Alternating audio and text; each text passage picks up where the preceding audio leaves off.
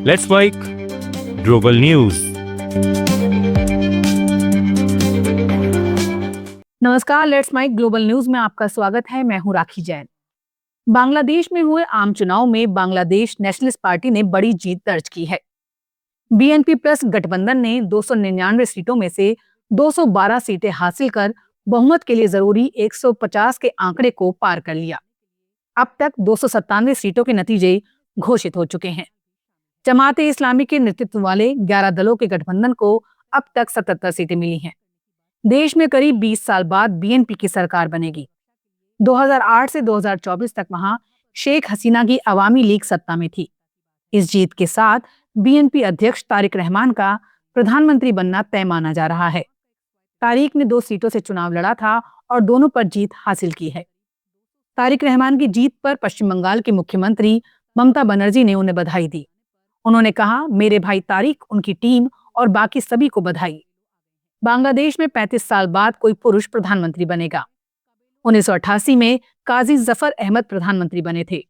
इसके बाद 1991 से 2024 तक देश की राजनीति में पूर्व पीएम शेख हसीना और खालिदा जिया का दबदबा रहा। ये दोनों ही प्रधानमंत्री बनती रहीं।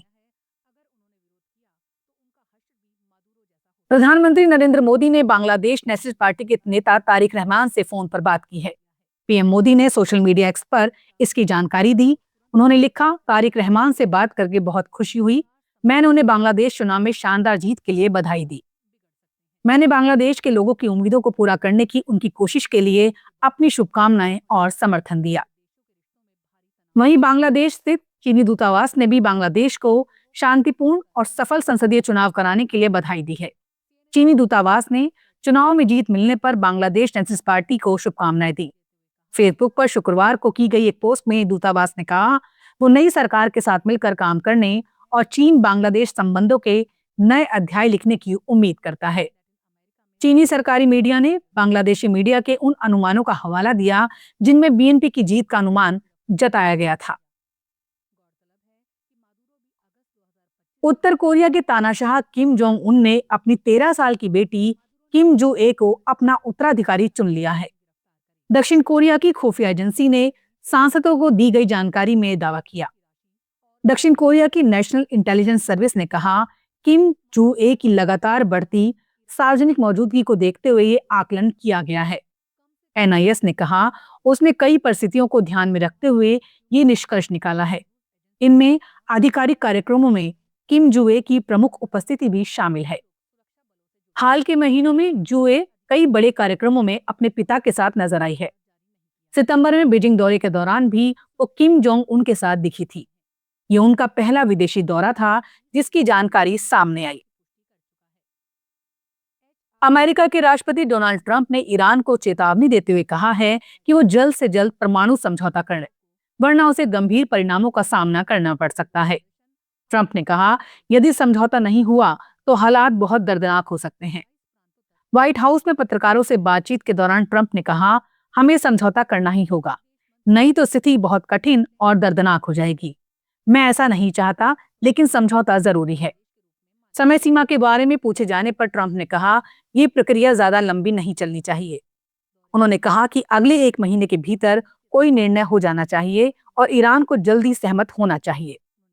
ट्रंप ने साफ शब्दों में कहा, अगर बातचीत विफल रही तो हालात और बिगड़ सकते हैं। पाकिस्तान के पूर्व प्रधानमंत्री इमरान खान की एक आंख की करीब 85% रोशनी चली गई है। ये खुलासा पाकिस्तानी सुप्रीम कोर्ट के आदेश पर हुई जांच में हुआ है। सुप्रीम कोर्ट की तरफ से नियुक्त वकील सलमान सफदर ने अपनी रिपोर्ट में बताया, इमरान खान जेल प्रशासन से कई महीनों से आंखों में धुंधलेपन की शिकायत कर रहे थे। अक्टूबर 2025 तक उनकी नजर सामान्य थी, लेकिन बाद में दाईं आंख की रोशनी अचानक चली गई। जांच के दौरान पिम्स अस्पताल के आई एक्सपर्ट को बुलाया गया। डॉक्टर ने पाया कि उनकी आंख में खून का थक्का जम गया था, जिससे गंभीर नुकसान हुआ। इलाज और इंजेक्शन देने के बाद भी उनकी दाईं आंख में अब सिर्फ लगभग 15% रोशनी बची है। वहीं इमरान का कहना है, उन्हें निजी डॉक्टर से इलाज कराने की इजाजत नहीं दी गई है। ग्लोबल न्यूज में फिलहाल इतना ही। देखते रहिए, सुनते रहिए लेट्स माइक। नमस्कार। आप सुन रहे थे let's mind more than radio. Follow कीजिए हमें हमारे सोशल मीडिया प्लेटफॉर्म्स पर।